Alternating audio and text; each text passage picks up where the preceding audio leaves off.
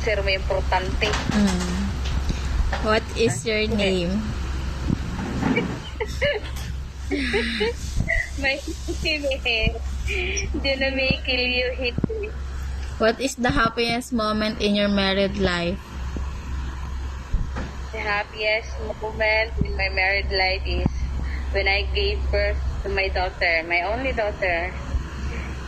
What is your advice to those who want to get married?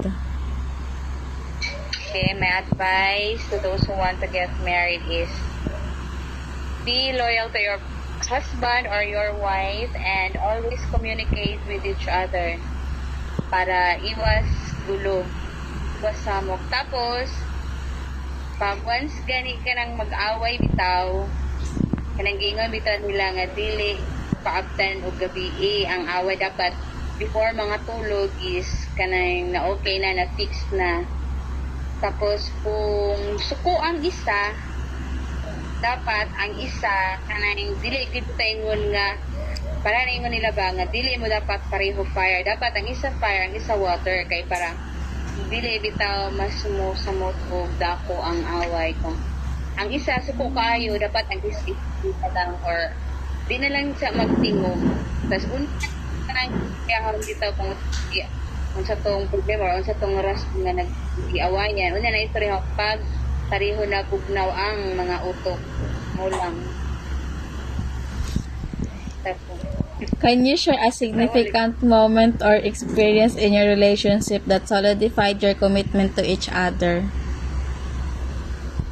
and solidify the commitment is siguro ang problems nga na-encounter kay di pa sa ingon biya nila through ups and downs, so siguro kana siya mo ay nagpa-strong kay kuan man kanang if na problem mo moabot is gina kanang kami duha ang kanang mo atubang dili bitaw nga ang isa lang ng isa mo biya.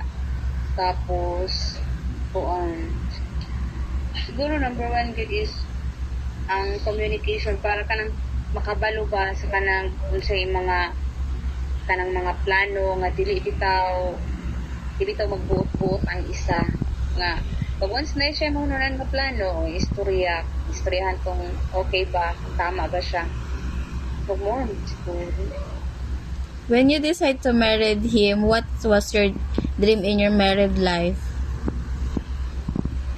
my dream is kuan aside sa happy ang married life is who ay kuan nga dili siya nga ay loyal and honest, tapos kuan kaya dili siya pa as always sa nausok karon dili siya mag-cheat ulang gid na ba